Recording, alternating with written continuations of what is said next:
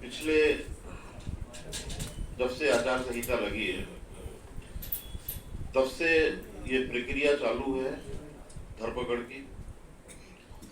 जब हमारी बात राजा भैया से हुई तो उन्होंने बोला कि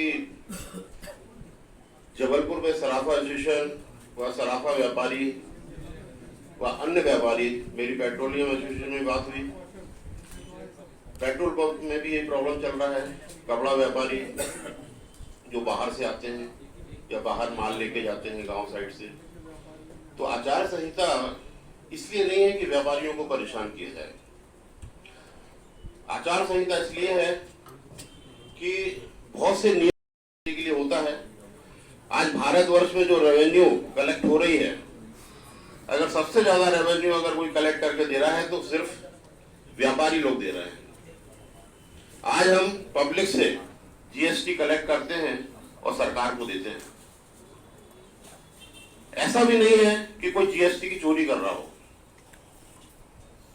क्योंकि नियम इस तरीके के बन चुके हैं कि छोटा व्यापारी भी चाहे कि अगर हम बगैर बिलिंग का धंधा करें तो वो नहीं कर सकता, क्योंकि नियम इस तरीके के बन चुके हैं। और हम लोग भी जब से जीएसटी लागू हुआ है, हम लोग अपने आप को बड़ा ही सुरक्षित और अच्छा फील करते हैं कि हम सरकार को एक अच्छा रेवेन्यू दे रहे हैं।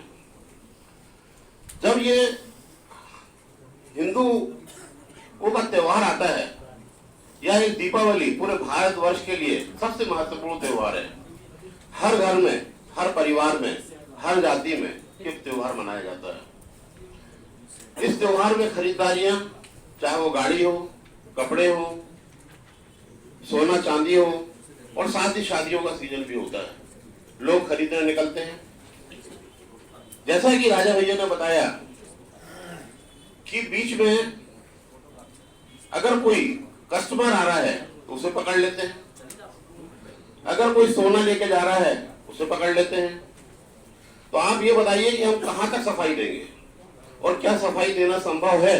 अगर मान लीजिए उसके पास बिल और बाउचर है तो आप बिल और बाउचर की फोटोकॉपी ले लें, उस कस्टमर का या उस व्यापारी की फोटो खींच लें, उसका एड्रेस ले लें और उसे जाने दें। अगर उसके ऊपर आप कार्यवाही करनी है, आपको जांच करनी है, तो आप ऑफिस में बुला लें उसको। अगर वो अपनी सफाई ना दे पा रहा हो तो उस कंडीशन में आप उसके ऊपर कार्यवाही करने के हकदार बनते हैं। हम ये भी नहीं बोलते कि आप ये काम ना करें। अगर सरकार की तरफ से समय ऐसा चल रहा है और ये कार्यवाही करनी है तो जरूर करें, लेकिन उसकी प्रक्रिया और उसके तरीके अलग अलग हो सकते हैं। क्योंकि अगर व्यापारी वर्ग परेशान होगा, यही देखिए अभी कुछ दिन पहले, 2-3 दिन पहले जबलपुर में एक जीएसटी की रेट पड़ी और पूरा परिवार की 3 दुकानों के ऊपर रेट डाली। उनका व्यापार इफेक्ट हुआ, उनकी साख में फर्क आया। अब उन्हें कुछ मिला या नहीं मिला ये हमें नहीं मालूम, लेकिन ये साल भर इसके लिए डला हुआ है। ये जो भी कार्य है इस तरीके के सीजन के आगे पीछे किए जा सकते हैं। और हम तो ये जरूर बोलेंगे कि अगर कोई व्यापारी गलत कर रहा है तो जरूर उसको पनिश करना चाहिए और उसे पकड़ना चाहिए। उसके लिए हम सब व्यापारी आपके साथ हैं अगर कोई गलत है तो, लेकिन सही को भी आप परेशान कर रहे हैं।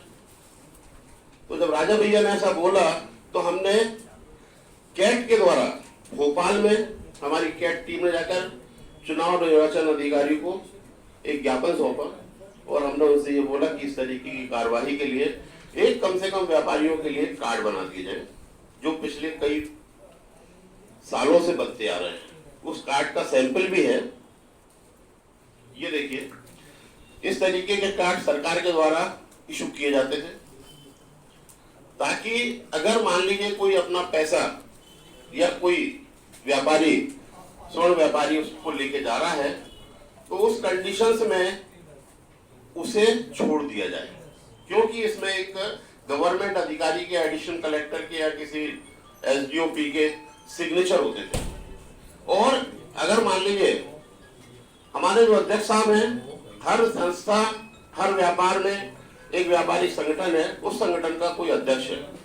अब उस आयुक्त व्यापारी व्यतीत और जब व्यापारी व्यतीत होता है तो आप सोचिए कि उसकी अंतरात्मा कितनी कलप रही होगी इस समय, कि जिस समय में उसको अपने व्यापारिक प्रतिष्ठान में बैठ के अपने व्यापार को फलीभूत करना है, वो आपके सामने आके पत्रकार वार्ता में बैठ के अपनी प्रॉब्लम शेयर करता है। क्या ये प्रॉब्लम्स चुनाव आयोग के अधिकारीगण, शासन के लोग, जितने भी सरकारी संस्थान हैं जो छापे मारते हैं, जब ये सबने कहा कि चुनाव आयोग ने जो भी जब्त किया है वो कुछ भी अनैतिक नहीं पाया। मैं आपको बोलता हूं कि इस प्रकार की प्रक्रिया पुराने चुनावों में भी होगी। तो क्या चुनाव आयोग ने अपने आप में ये नहीं देखा कि जो व्यापारी या जो शहर में रह रहा नागरिक है, अगर वो 365 दिन लॉज का पालन करता है और सभ्य तरीके से व्यापार करता है, तो क्या वो चुनाव आते आते क्या क्रिमिनल बन गया? क्या उससे आप क्या आशा कर रहे हैं कि वो बिजनेस बंद कर देगा? मेरा आपसे ये निवेदन है आपके थ्रू कि ये बात चुनाव आयोग तक पहुंचाएं कि आप इन व्यापारियों पे ध्यान दें, लॉज में ढिलाई लाएं, क्योंकि आपको इन व्यापारियों से बहुत सारे लोग जुड़े हुए हैं। अगर चुनाव का बहिष्कार हो जाएगा तो आपका चुनाव क्या सफल कहलाएगा? समय रहते जागिए, 9-10 दिन बचे हैं, सिर्फ 13 तारीख से धनतेरस शुरू हो जाएगी। आज इनको इतनी तकलीफ है, आप 1-2 दिन में एक नोटिफिकेशन इशू करके अपने जितने संबंधित अधिकारी हैं उनको बताइए कि अगर कोई भी व्यापारी या कोई भी सिटीजन इस तरीके का कैश या बाकी सब चीजें लेके जा रहा है, रही बात परिचय पत्र की भी, तो आप उनको मदद करें, ना कि उनके व्यापार में ऐसे समय में रोड़ा बने। आपके कृपया हमारे चैनल जबलपुर दर्पण जेडी न्यूज को सब्सक्राइब करें व आई बेल को दबाना न भूलें ताकि हम आपके लिए लगातार शहर से जुड़ी खबरें आप तक पहुंचाते रहें। धन्यवाद।